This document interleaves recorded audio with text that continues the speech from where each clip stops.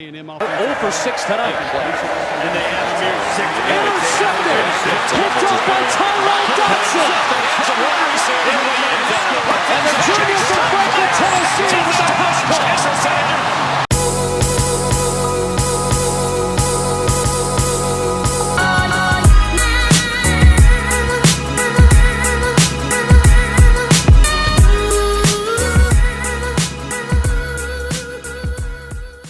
What's up, guys? Welcome back to another Top 25 Breakdown. Today, we have number 16, Texas A&M. Another very exciting team to look at.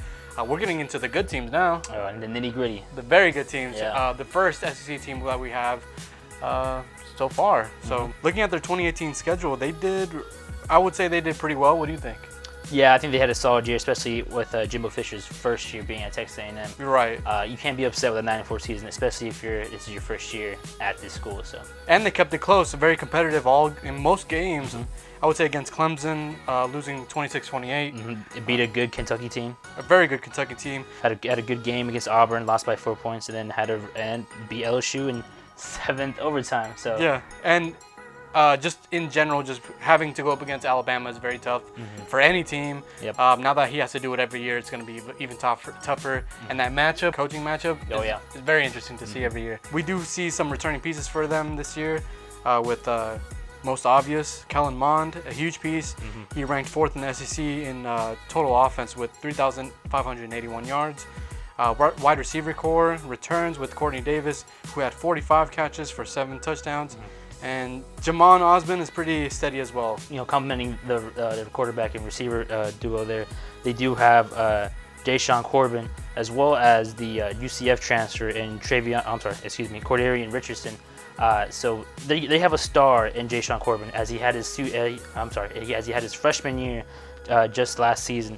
And expect him to be, a big force when it comes to the running back position. Right. So.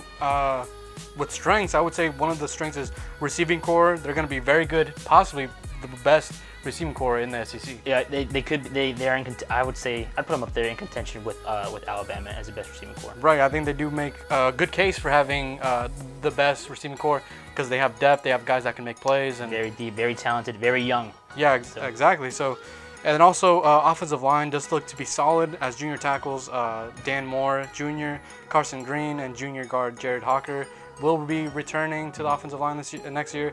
And also, they will move Ryan McCullum, who made 7 starts at guard. They're moving him to center. And then they do have one spot to replace, which is just the other guard spot. Yep. But they do have options with Marcus Jenkins, Luke Matthews, and the 5-star freshman, Kenyon Green. It's going to be exciting to watch that 5-star freshman. He is very highly touted. It's a very good pickup for Jimbo Fisher, especially his first year. Yeah, and everything that we've read has been they've been raving about how good he is and how much he's going to be probably a starter for them. Monster. Yeah, monster on the O-line. One of the better offensive players that they have. Absolutely. And looking at return other personnel, but this time on the other side of the ball, they do return Debian Renfro, Charles Oliver, and Leon O'Neal Jr. at the secondary position. That they do have a leader in Charles Oliver as he's going to enter his senior year.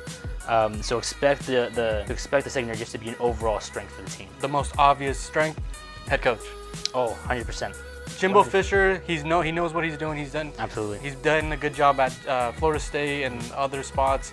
But he's really good offensively, getting the offensive right, and just making it hard to cover his receivers and covering his offensive scheme. Not only on top of just him being good with getting kids to come over and play for him. Right. He's also good, I feel like, in recruiting other coaching staff in a sense of like, hey, if you want to come play with me, you can help me win championships over. Right. He's done a good job getting the Notre Dame defensive coordinator from a couple years ago. Yep. Mike Elko. There you go. But he did a really good job getting him. His coaching staff is usually always top notch, so that's a really good strength. Very, very good defensive. I would say very good defensive coordinator. He came from Vanderbilt when it came over to Notre Dame for a year, and jumped the ship as soon as he saw Jimbo Fisher was calling. Hey, I can't blame the man. Go win some championships in the SEC.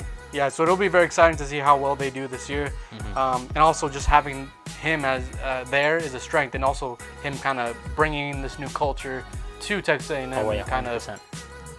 Something rejuvenating, something fresh. Oh yeah. But they do have some concerns for the 2019 season. Number one, I think, is they got to replace all SEC running back Travion Williams. Yeah.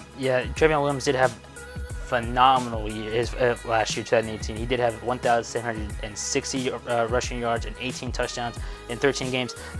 He's a freak. He's a monster. That's a great stat line, and it's gonna be tough for Jay-Sean Corbin and Cordarian Richardson to really fill those shoes. I mean, I do with Jay-Sean and Cordarian. I think it's gonna be more of a tag team duo here. It's gonna be more, dare I say it, Thunder and Lightning. Another Thunder and Lightning? Another Thunder and Lightning type aspect with Cordarian. Cordarian's a big man. He's a big dude. He's around 250 pounds. And you got Jay-Sean, who's around 200 pounds. But Jay-Sean brings the speed. I'm thinking this is a definite Thunder and Lightning duo. And it's gonna be very hard to fill the shoes. But I think they'll get it done within the two. One cannot do it by himself. Right. I do think, and then also All-American Sternberger is gone, so that's that tight end position that they're gonna have to try to replace. But I do think that wide receiver core should kind of just make up for that because they're gonna put up numbers. Oh yeah, 100%. Without him, I do think another concern is the defensive front seven. They only bring back one guy is Justin Matabuke, if I'm saying that right.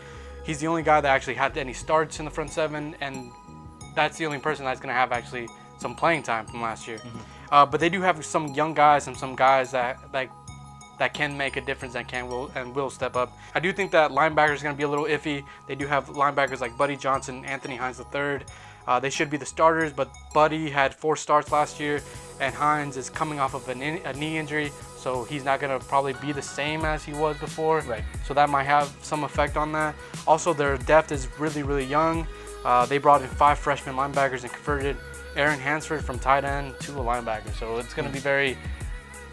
They just have to hope that they don't get injured very quickly because under them, it's a lot of young guys. That defensive front does need to kind of get better and do a lot better to kind of like replace a lot of bodies that they lost in the NFL draft and just from like graduation and all that stuff.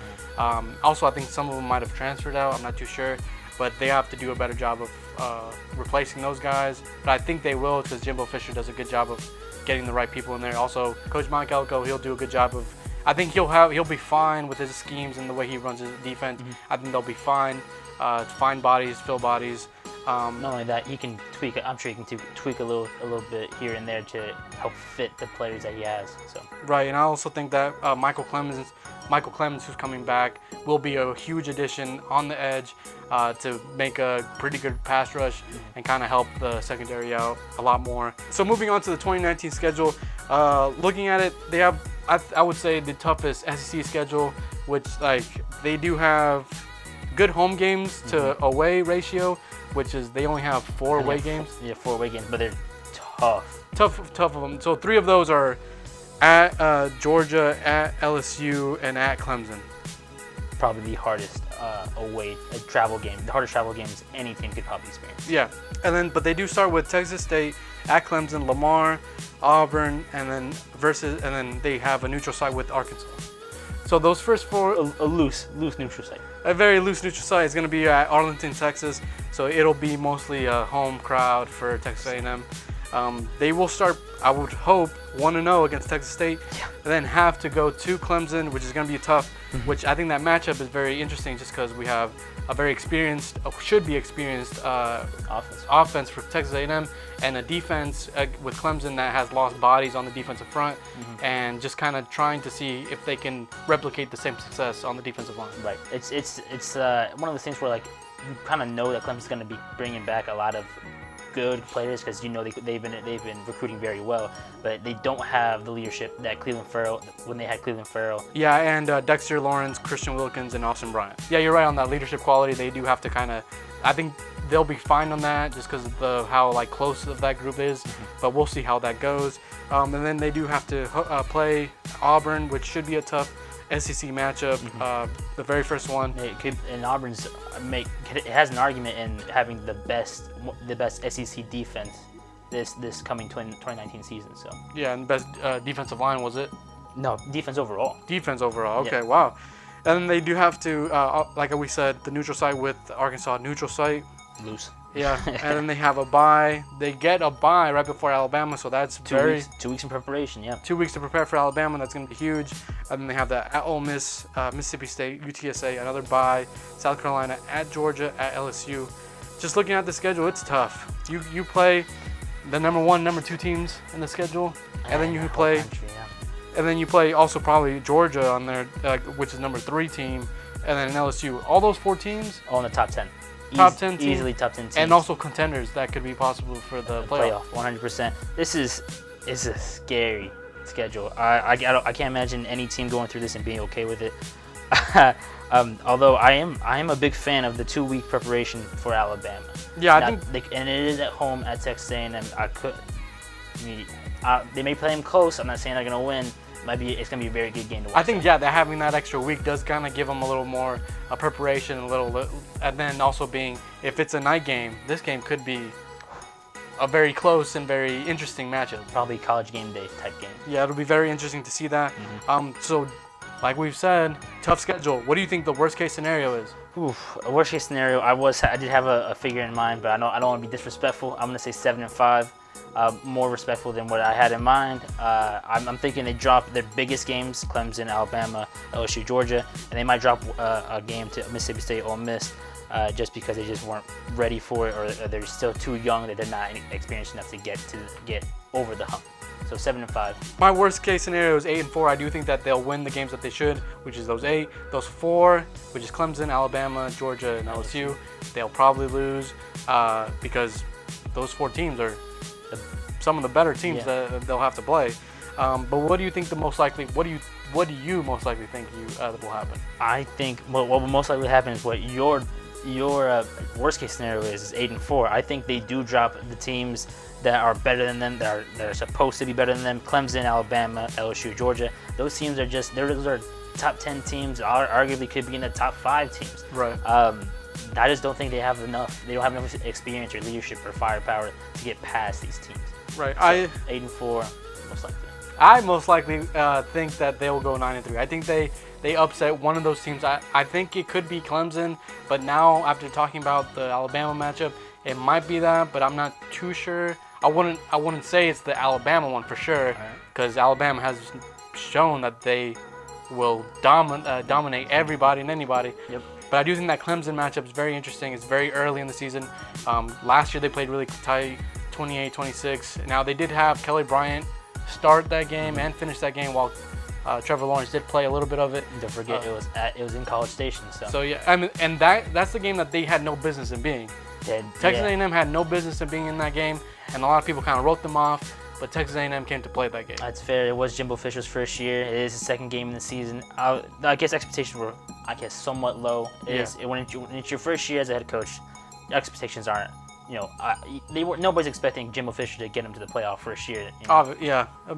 Obviously, so. But we do see. I do think that Clemson matchup will be very interesting.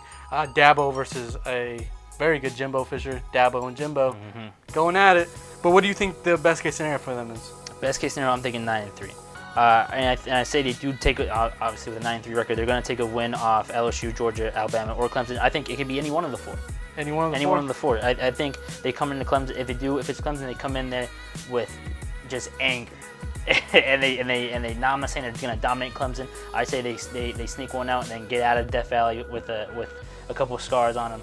But they get out of there with a win. But they do have 2 weeks to prepare for Alabama, or they could take down LSU, which I find LSU the weakest of the 4 teams they play. Because last year it was so close in just the 7 overtimes. 7 overtimes, yeah. So it could be. They beat LSU last year. So I say they could win it again, but this time it is back at LSU Death Valley. So my best case scenario would be they go 10-2. I do think that this team is very dangerous, especially offensively. If the defense gets adjusted and gets up to speed, I do think that this team can be very dangerous. It can make a very good case for one of the better teams in that division. But I do think that they will struggle at times, and just like last year, they were kind of inconsistent with offense. But I do think this year they'll be a step up from last year. Offense, which should. If they beat Alabama, honestly, I can see. If they beat Alabama, I don't mean to interrupt. Right, you're good. If they beat Alabama, I say this team is gonna move on to the SEC championship game. Yeah, it would be very interesting to see how well they match up against Alabama this year. Right. So I'm just excited. I'm excited for that game. Yeah, it's a very exciting schedule and a very exciting matchups. I would say the Clemson matchup, exciting. Alabama matchup, the LSU, the Georgia. They played some of the hardest teams, but it'll be very interesting to see where this Jimbo Fisher team is in their second year, because this will be a very telling team on how they do in the third year. It's all very exciting for them. We all can't wait for these matchups really. But anything else? No, this is probably the toughest schedule, one of the toughest schedules in the country, and the most exciting schedule in the country. Yeah, I think we're all pretty excited to watch it. If you guys like this video, give us a thumbs up, guys. Subscribe because it helps us out. Thanks for watching. Thanks, guys.